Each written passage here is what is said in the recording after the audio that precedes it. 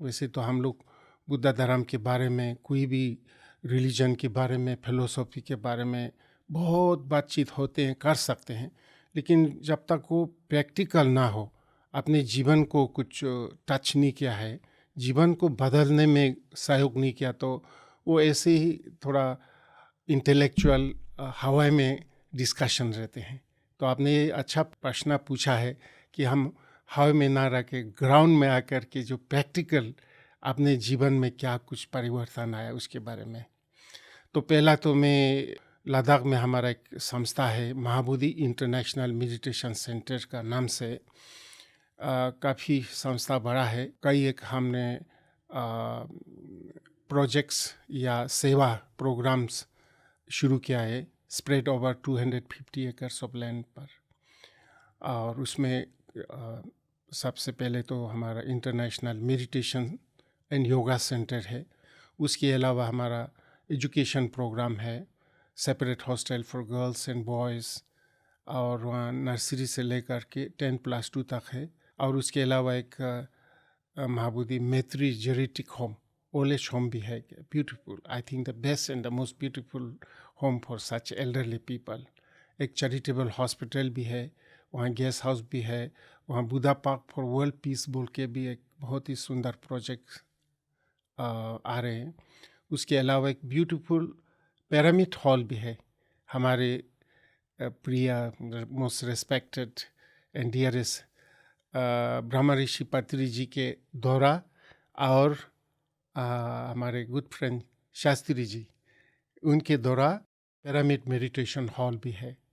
वहाँ करीब करीब 100-200 लोग, 200 से भी ज़्यादा लोग वहाँ बैठ के ध्यान कर सकते हैं। ये हमारा संस्था है। उसके अलावा भी माँ करुणा फाउंडेशन और सेव द हिमालय फाउंडेशन और global doctor association for Himalaya, ऐसे कई एक फाउंडेशन भी हम लोग ने इस्टेब्लिश किया है। ये कैसे शुरू हुआ है, हाँ जी, ये बताने से पहले तो मैं बचपन में कोई स्कूल जाने का मौका ही ठीक से नहीं मिला है। पहला स्कूल हमारा लेह में खोला था। जो लेह है ना, Leh is the capital city of Ladakh. Ladakh is a province. तो पहला गवर्नमेंट का स्कूल 60s में, लेट 60s में वहाँ खोले थे। तो सेकेंड स्कूल हमारे गाँव में खोले थे। हमें तो आइडिया भी नहीं है क्या स्कूल क्या होता है, क्या चीज़ है। मेरा पेरेंट्स, माता पिता स्कूल भेजना चाहते थे। वहाँ मैं बहुत एक्साइटेड था, बचपन से ही कुछ नया चीज़ सीखने का था, लेकिन अपना अपना काम भी तो होता है, काम। तो स्कूल में गया तो स्कूल बोल के उस ज़माने में कोई बिल्डिंग कुछ नहीं है, फर्नीचर कुछ नहीं, वो बाहर में ज़मीन का बैठना है, कोई कारपेट भी नहीं है, और पेपर पेन नोटबुक कुछ नहीं है। इफ़ यू आर लकी तो कैसे भी करके वुडन स्लाइड्स होता है, वुडन स्लाइड्स, तो इंक आपने से बनाना है, पेन आपने से ट्री का स्टिक काट के उससे बनाना है। तो हमने ज्वाइन किया हुई, मुझे नर्सरी में एडमिट किया था। I was very much excited nursery में। तो 1 साल के बाद हाँ, नर्सरी से क्लास 1 में प्रमोट करने का है। तो मेरा टीचर आके बोला आप फेल हो गया है फेल हो गया, आपको अलग होना पड़ेगा। मैंने सोचा मेरा टीचर मजाक कर रहा है, मैं इसलिए सोचा कि I knew I was doing far better than my classmate. तो मैं सोचा टीचर मजाक कर रहा है। तो आप हफ्ते के बाद वो टीचर आया, फिर कहा आप तुम सचमुच में फेल हो गया है, आपके जो क्लासमेट साहब है वो क्लास 1 में प्रमोशन हो गया, आपको और 1 साल नर्सरी में रहना है उनके साथ। कुछ बच्चे देखा है नोस रनिंग, कुछ बच्चे हैं उनके साथ और 1 साल बना। My heart was almost breaking. I started crying, came back to home crying. मैंने माताजी को बोला, माताजी आई एम बीइंग ग्रेजुएटेड, मेरा ग्रेजुएशन हो गया है, स्कूल ख़त्म हो गया, कल से स्कूल नहीं जाएंगे। उन्होंने कहा क्या हो गया?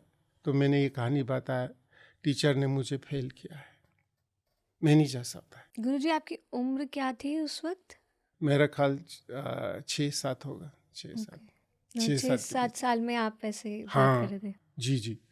फिर मेरा माताजी ने कहा तुमने कुछ ज़रूर टीचर के साथ बदमाशी किया होगा, तुम ऐसा करो, काल में एक वाइट स्कार्फ शॉल जैसा, और उसका ज़माने में एक ट्रेडिशन होता था कि एक barley wine is not actually considered wine नहीं है, वो ट्रेडिशन होते हैं। जब भी कोई बड़े आदमी मिलने जाएंगे तो एक स्कार्फ, हम खताक बोलते हैं, या शॉल जैसा, यहाँ भी अभी भी कोई बड़े आदमी मिलने जाने से आप एक शॉल देते हैं।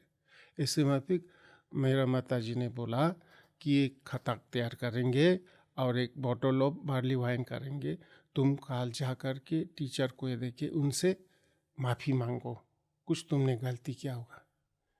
मैंने बोला माताजी ये तो मेरे से नहीं हो सकता है, ये कैसा हुआ? मुझे पता है मेरा क्लासमेट से तो मैं अच्छा कर रहा था और उन्होंने फेल कर दिया, तो वो आकर के मेरे से माफ़ी मांगना चाहिए कि मैं उनके जाकर माफ़ी मैं नहीं कर सकता है, ये नहीं हो सकता है, वो आके मेरे से माफ़ी मांगना। तो मेरे माताजी ने बोला है तुम फेल इसलिए हो गए, तुम ऐसे बात करते इसलिए फेल हो गया। तो मैं माताजी से आर्गूमेंट नहीं करना चाहते थे। मैंने बोला ठीक है माताजी, आप जैसा एडवाइस करेंगे जाएंगे। सुबेरे माताजी ने वो करके दिया मुझे एक स्कार्फ, और वो बात मन से मैंने सोच लिया था कि कभी वो जाके टीचर को नहीं देंगे। मैं गया उसको उठा के माताजी ने आशीर्वाद दिया। रास्ते में मेरा क्लासमेट सबसे मिला हूँ, तो मैंने उनको बोला माय फ्रेंड्स, आज मेरे पास कुछ स्पेशल चीज़ है, हम स्कूल नहीं जाएंगे, हम लोग नदी का बैंक में जाके पिकनिक करेंगे। समझे ना? तो मेरा अपना क्लासमेट सब ले जा कर के नदी के किनारे में पिकनिक किया। कुछ एक strange kind of pack lunch होते थे, उसको खाया, और बार्ली वाइन भी हम लोग ने शेयर किया, वापस आ गया। फिर शाम को माता जी ने कहा क्या हो गया?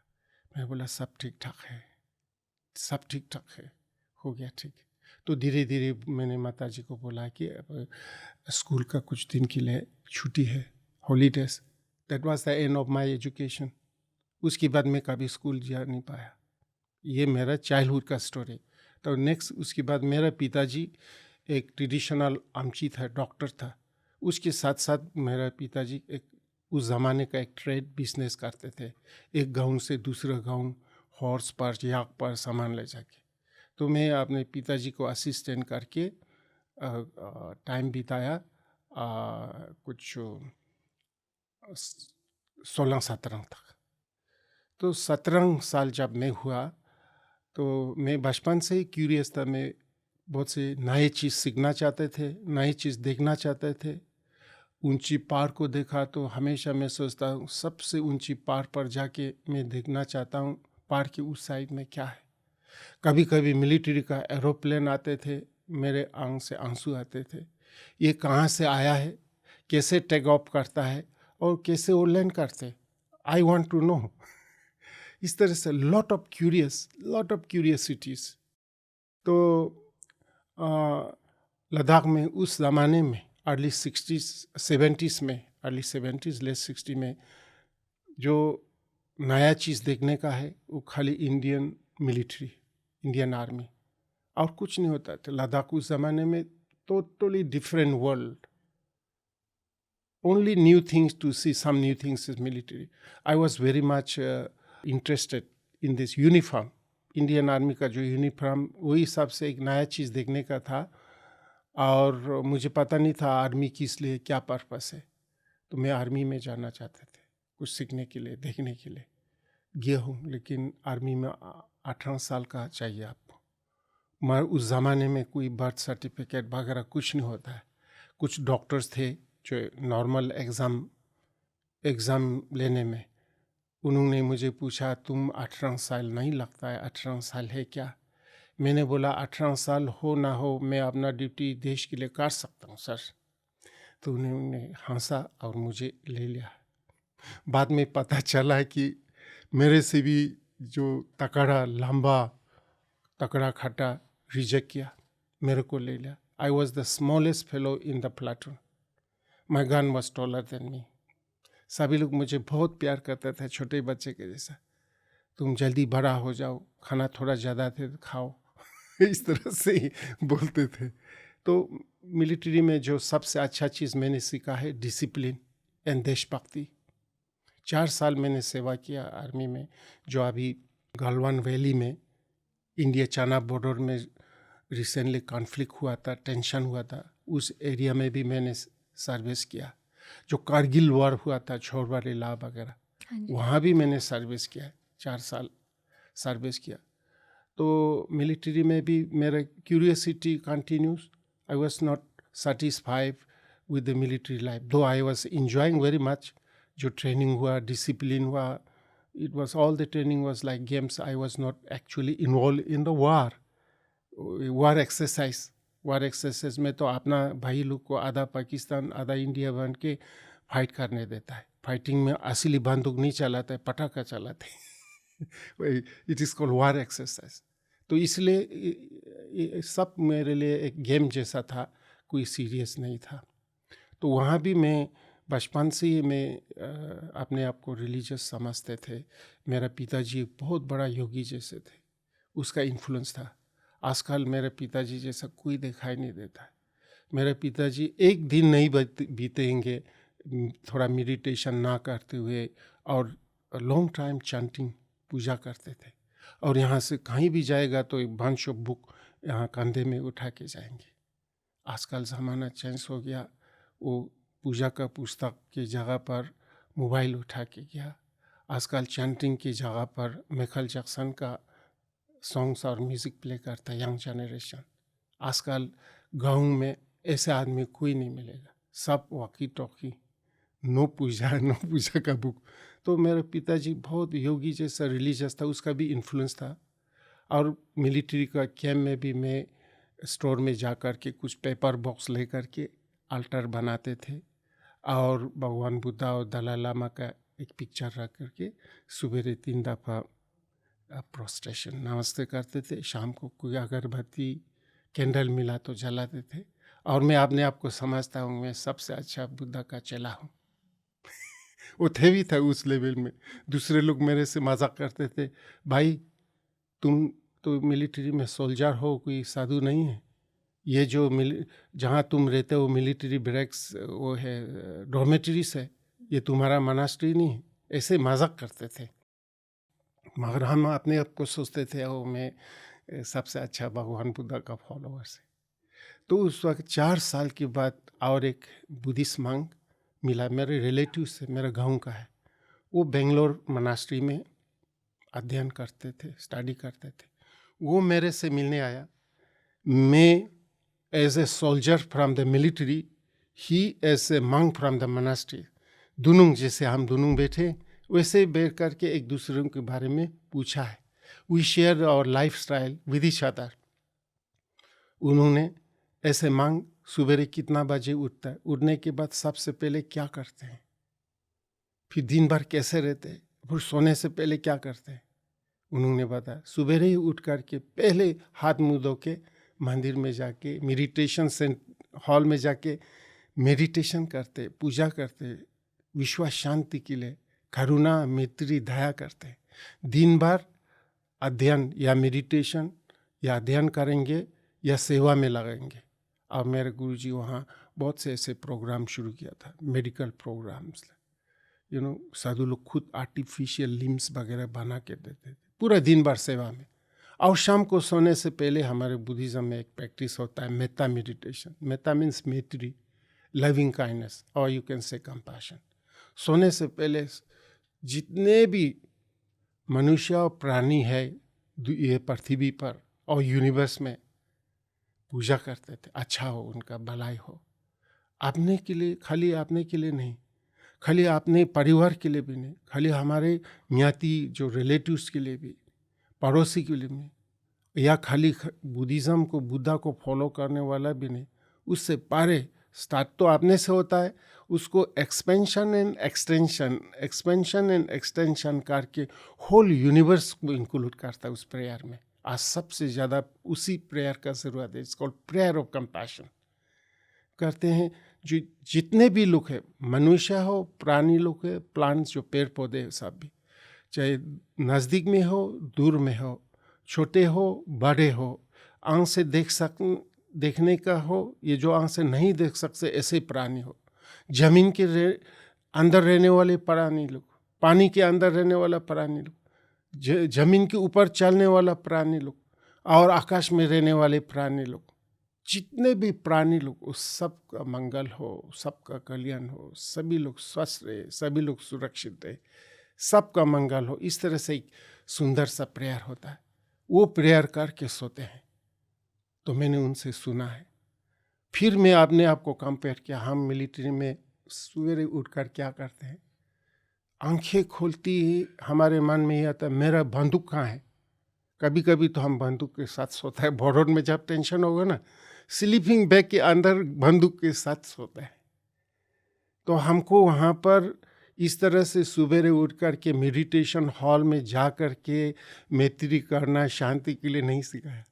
हमें सिखाया जाता है कैसे बंदूक चलाना है, कैसे बम फेंकना है, कैसे चाकू मारना है कि नहीं, और कैसे दूसरों को मारना है, हाउ टू किल अदर्स। अगर आपके हाथ में कोई बंदूक नहीं है, चाकू भी नहीं है, आपका दुश्मन सडनली आपके सामने आ गया, आपके पास समय नहीं उधर जाकर के बंदूक पिकअप करने के लिए। ऐसा सिचुएशन, ऐसे अवस्था में हम लोग को सिखाया जाता है कि अपने जो चेहरा है इतना भयानक बनाओ जितना भयानक हो सकते। Make it as horrible as you can, the face as ghostly as you can. और आवाज़ निकालो, इतना खराब आवाज़ नहीं कर सकते ताकि वो दुश्मन का जो मोरालिटी थोड़ा डाउन कर सके।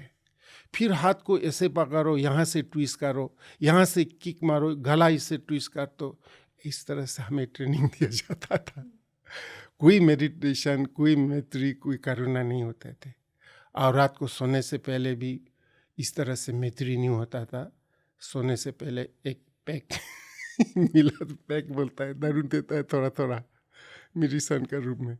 तो इस तरह से जब मैंने अपने जीवन को वो साधु के साथ या वो बुद्धिस्ट मंक के साथ कंपेयर किया तो मैं अपने को रोने को जैसा आ गया।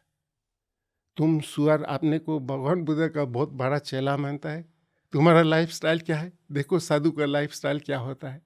तुम तो यहाँ हर रोज सफाई करने में लगा है, मनास्ट्री में अपने मन को सफाई करने में लगा था। मेडिटेशन बोला तो अपने मन को सफाई करना।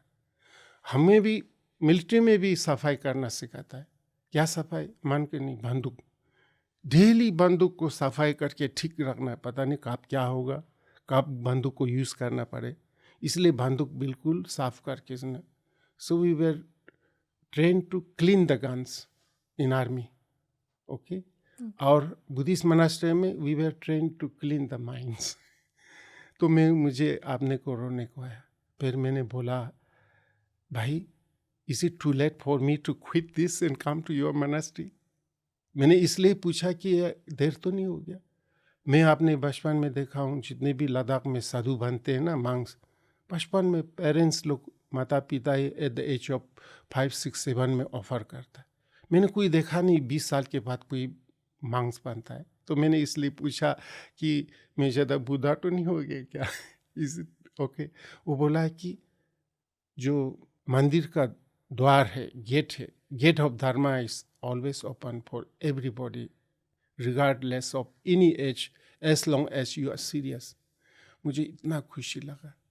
तुरंत उनके साथ भेंट करके एक चिट्ठी लिखा उनका गुरु को, मैं ऐसा एक आर्मी में सोल्जर हूँ, आपके पास आके आपके चरणों में बैठ करके मैं दीक्षा लेना चाहता हूँ और एक भिक्षु बनना चाहता हूँ। उन्होंने खाली 2 लाइन लिखा, if you are serious you are welcome. तो तुरंत छोड़ करके गया मैं, छोड़ करके फिर भिक्षु बना।